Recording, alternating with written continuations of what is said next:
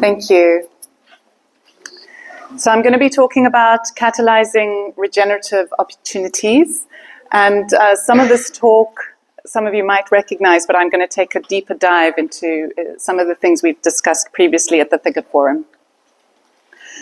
For those of you who don't know what Addo is or who we are or what we do, our vision is to link ecologically significant areas through biodiversity stewardship and protected areas, and to support land restoration and sustainable livelihoods. And we are linking 400 kilometers is our vision, all the way from Robberg Nature Reserve, Garden Route National Park, all the way through the Baviaanskloof and to Addo Elephant Park. So it's a large, large area and a big vision.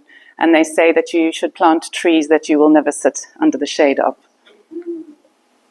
So this is the greater vision. The red is our focus area. And as you can see, we have the Robberg Coastal Corridor down in the south. The Bitto Corridor is another focus area. Keurboom's Corridor, these corridors connecting two arms of the Garden Route National Park. Garden Route National Park comes in two parts. And then we have this almost contiguous Langkloof Corridor connecting the Formosa Nature Reserve, which is unfenced with Garden Route National Park, to the Baviaanskloof World Heritage Site. And then for the Thicketiers, we're working in the Springbokvlakte corridor, which is connecting Baviaanskloof to Addo Elephant Park and to the Noorsveld protected environment, which is one of our focus areas where we have assisted in the declaration of that protected environment and are supporting them. And you can see we have these very exciting stepping stones forming in our corridor. And why do we need corridors? And you know, when people, because it's a very difficult thing to explain, a corridor. People think that you're talking about the corridor from the kitchen to the bathroom in the house. And I find it so much easier to explain in this very simple way that there's only three ways that energy can move through a system, and it's water, wind, and animals. And so if you constrict the movement of animals, you are constricting the integrity of the ecosystems and the viability of the ecosystems.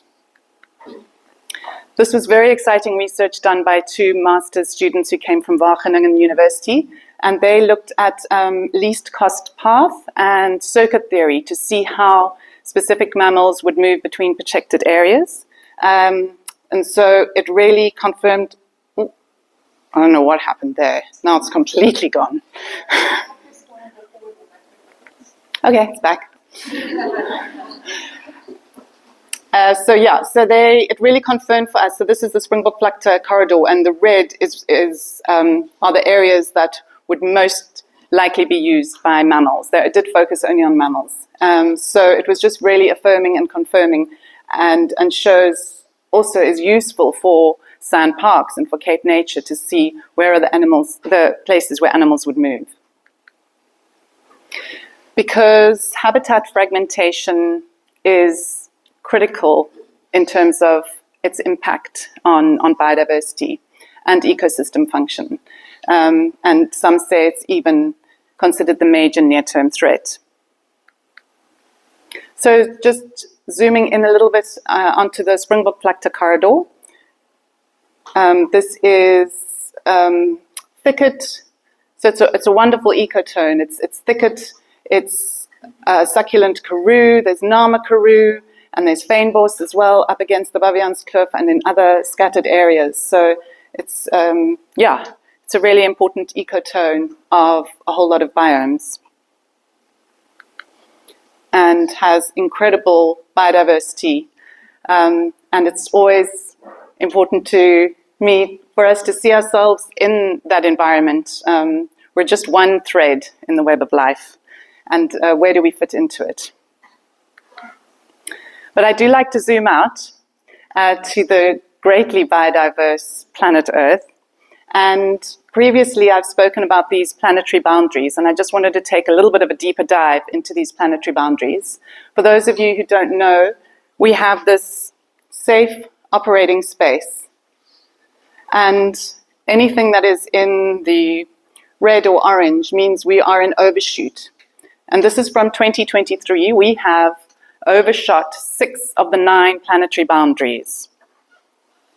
And you can see that biosphere integrity, genetic and functional, is way in overshoot. But I like to look at that alongside donut economics, which goes even a step further. And although this data is from 2015, so it's not showing all the planetary boundaries that we have overshot, what is very important is that it shows the hole in the donut that we don't want to fall into.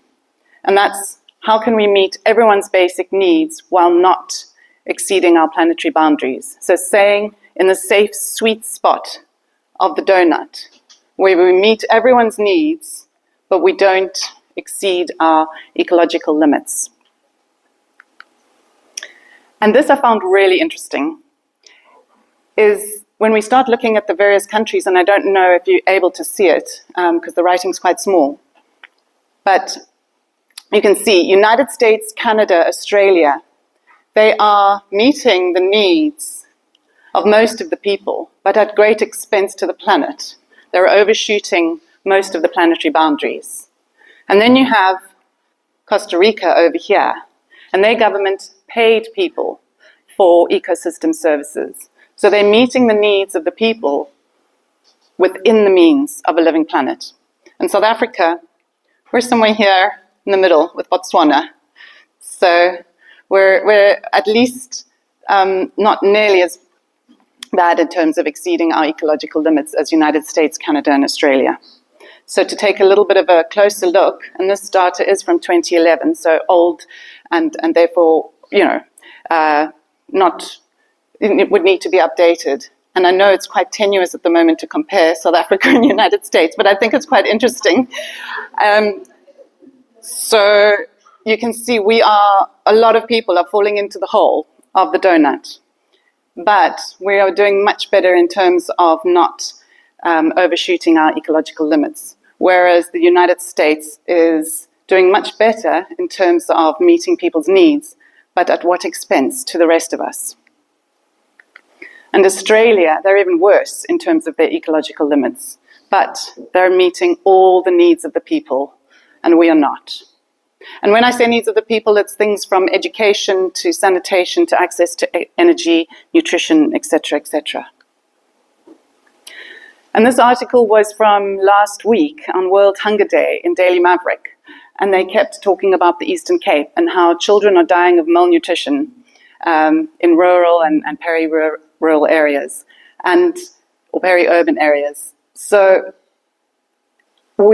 specifically in the Eastern Cape, there are a lot of people, specifically children, who are falling into the hole of the donut, and their needs are not being met. And our land is also falling into the hole. There you can see is Yapi in the hole. Yapi is in the great big hole of this incredible erosion that's happening on Buckland's farm. And this has been spoken about quite a lot already today by Alistair and many others. The role that livestock has played and the years of degradation and overutilization.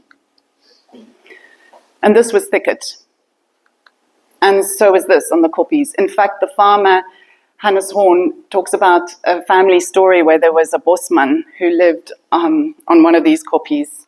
And the thicket was so thick that he would come down and steal sheep and then go back up, and no one could ever find him because the thicket was so thick. So you can see this hillside would also have been thicket, and the level of degradation. And the other challenges, of course, are the alien invasives. I know it's a bit of a fuzzy picture, but you can see on the left-hand side, that's all prickly pear. And on the right-hand side, a farmer who has tried on his own speed to eradicate the prickly pear.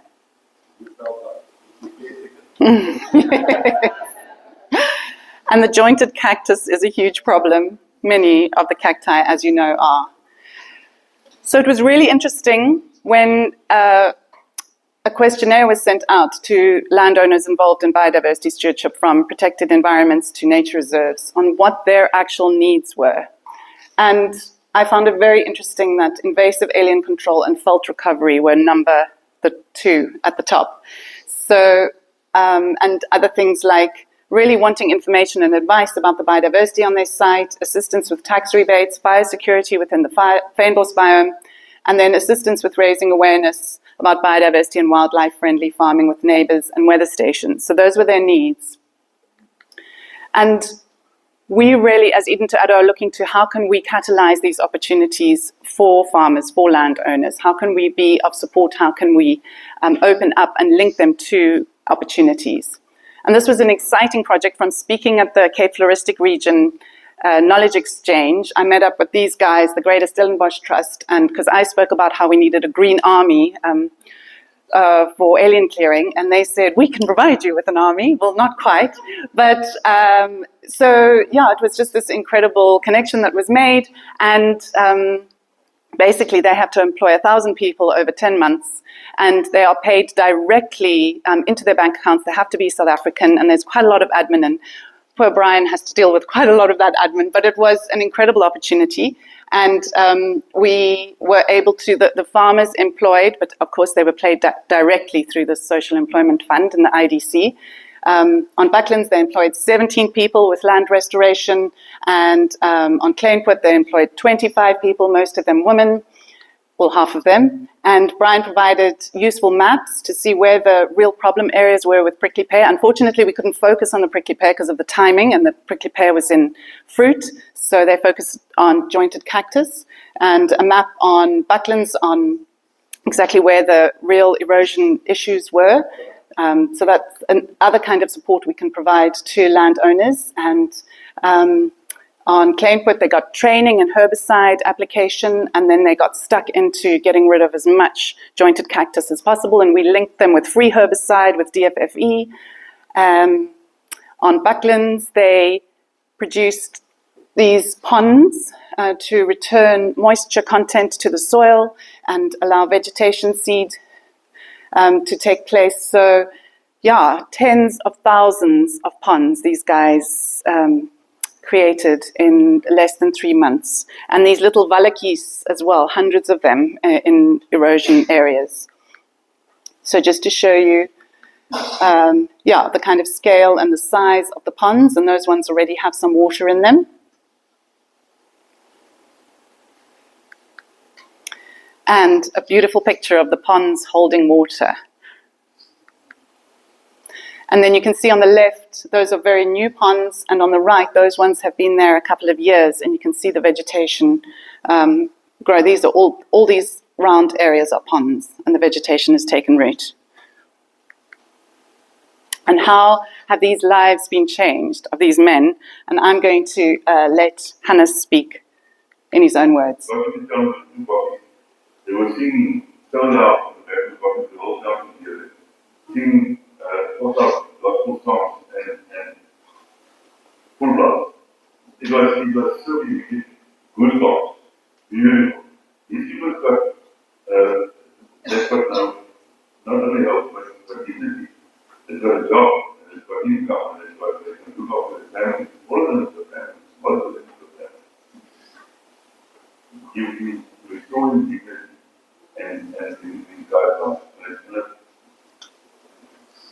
Restoring dignity, it's very powerful. And there you can see the lack of thicket on the hill behind him. So how can we support farmers, and how can we link them to opportunities? So there we have, Yapi was brought in for this Farmers Braai and peer learning event, sharing really practical methodology on land restoration, and the farmers, 2 of them came up to me afterwards and said that was the best talk we have ever been to. And so, the knowledge exchange and support in terms of land restoration, but also linking them to these opportunities to create employment through the Social Employment Fund. We're going to go for round 2, which is starting in July, access to herbicide and biocontrol, and then, they're hungry for information and advice on their land and maps. When Brian goes to visit some farmers, they'll pull him to a room where he can use his computer and quickly map some something for them on their land. We, of course, assist with the normal things that you do with protected areas, management plans and audits, link them to research. We're going to be doing a camera trap research project, fixed point photography, and my question marks are for you. What are the other ways we could support farmers? Lastly, just for those of you who don't know about this website, please have a look at it. It's called Restore, and it's a global platform for anybody involved in restoration projects. And I can't go into detail, but it's very exciting. So go to it, and also have a look at this BioFi project, which is looking at how you can finance bioregional projects focusing on land restoration and ecosystem restoration. And thank you to all our partners. It wouldn't be possible if we don't work in collaboration.